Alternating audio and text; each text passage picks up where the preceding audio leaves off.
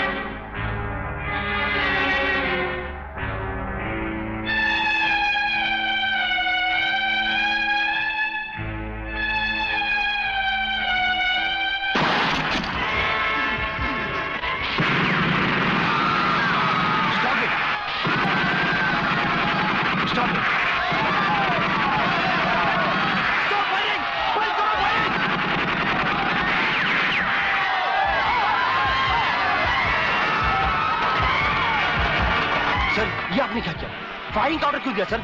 आपकी एक गलती से कितनी जाने गई, इसका जवाब कौन देगा ब्रिगेडियर साहब? मिस्टर तिवारी, इसका जवाब अब ब्रिगेडियर को ही देना होगा, और वो भी अदालत में।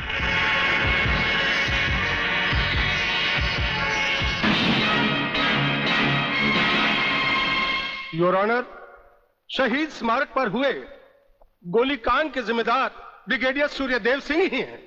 इन्हीं के कहने पर गोली चलाई गई, जिसमें कई बेगुनाह लोग मारे गए। अब मैं अदालत के सामने कुछ ऐसे गवाह पेश करूंगा जो इस हादसे को साबित कर देंगे।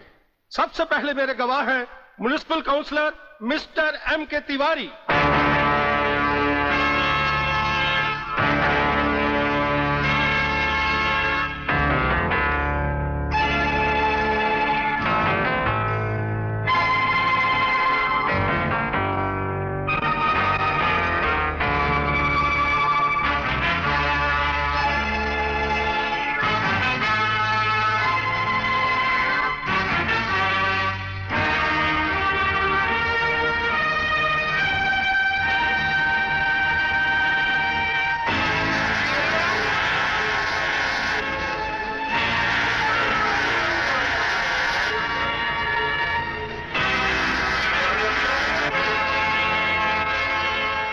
योर ऑनर, अब हमारा आखिरी एक ऐसा चश्मदीद गवाह है जिसकी सच्चाई पर कोई शक नहीं कर सकता, और वो है इंस्पेक्टर शिवाजीराव वागले।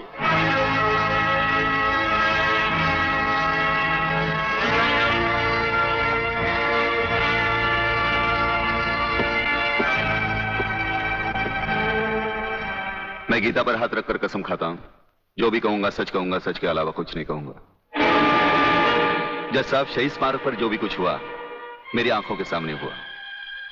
मुझे इस बात का ताज्जुब है और अफसोस भी है कि ब्रिगेडियर सूर्यदेव सिंह जैसे जिम्मेदार और सुलझे हुए अफसर ने ऐसा कदम क्यों उठाया जिससे निर्दोष लोग मारे गए। इस हत्याकांड के जिम्मेदार ब्रिगेडियर सूर्यदेव सिंह ही हैं।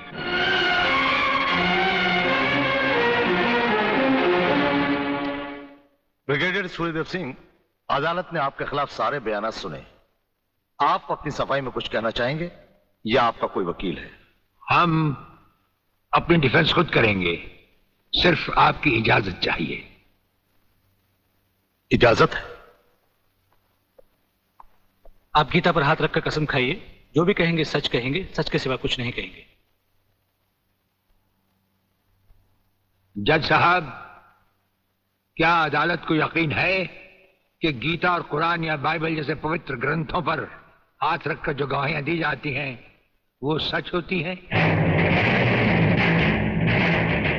अगर इन कस्मों के बावजूद भी गवाह सच नहीं बोलता तो फिर अदालत में इन पवित्र ग्रंथों का अपमान किस लिए जज साहब?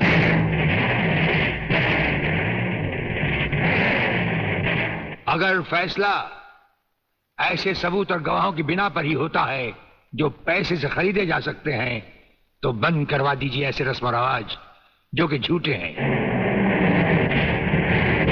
ये मुकद्दस ग्रंथ हमारे धर्म और ईमान का ताज हैं, हमारी जिंदगी की बुनियाद हैं। हम ये कसम खाएं भी तो कैसे खाएं? यह अदालत आपकी दलीलों की कदर करती है ब्रिगेडियर साहब, लेकिन यह अदालत की बरसों पुरानी रस्म है जो मैं नहीं बदल सकता। तो फिर हम भी अपने जमीर के खिलाफ नहीं जा सकते, चाहे वो अदालत हो या जंग का मैदान। आप अपना फैसला सुनाकर अदालत की रस्म को पूरा कीजिए। तमाम सबूत और गवाहों के बयानात को मद्देनजर रखते हुए यह अदालत इस नतीजे पर पहुंची है कि शहीद स्मारक पर बेगुनाहों पर पुलिस ने गोली ब्रिगेडियर सूर्यदेव सिंह के कहने पर चलाई। इसलिए यह अदालत ब्रिगेडियर सूर्यदेव सिंह को 1 साल कैद की सजा सुनाती है।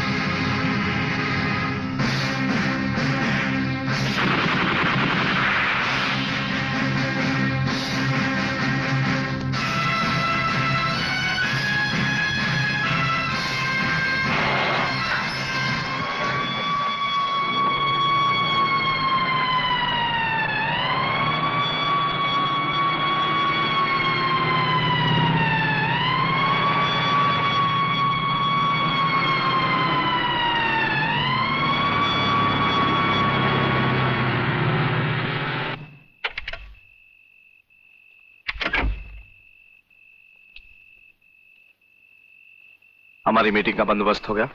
Yes sir. सूर्यदेव सिंह को आप जेल के तहखाने में मिल सकते हैं। गवर्नमेंट डिसिप्लिनरी एक्शन का मामला है, इसलिए हमारे साथ हमारे सेक्रेटरी के अलावा और कोई नहीं जाएगा। Right sir. This way please.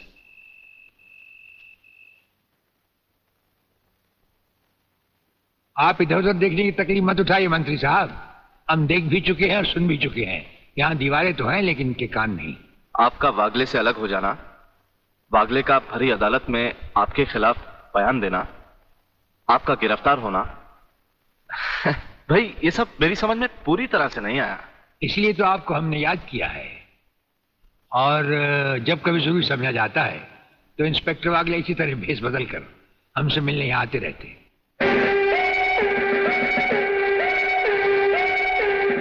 Sir, brigadier साहब का हमसे अलग होना, जेल में आ जाना, इससे दुश्मन हमें कमजोर समझकर लापरवाह हो जाएंगे और उनकी इसी लापरवाही का फायदा उठाकर हम उनकी जड़ें आसानी से काट सकते हैं। हम जिन जराइम की तलाश में हैं, उसकी कुछ जड़ें इस जेल की 4 दीवारी में भी पैवस्त हैं। उन्हें ढूंढकर निकाल कर हमें खोदना होगा। और मंत्री साहब, आपसे खास बात यह कहना थी कि हमारी गैर हाजिरी में इंस्पेक्टर वागले आपसे हॉटलाइन पर बातचीत किया करेंगे। ये जब कभी भी आपसे कहें, आप हमारे लिए रिहाई के ऑर्डर भिजवा दीजिएगा। ठीक है, आप जब चाहेंगे आपकी रिहाई के ऑर्डर्स भिजवा दिए जाएंगे। नमस्कार। Cheers!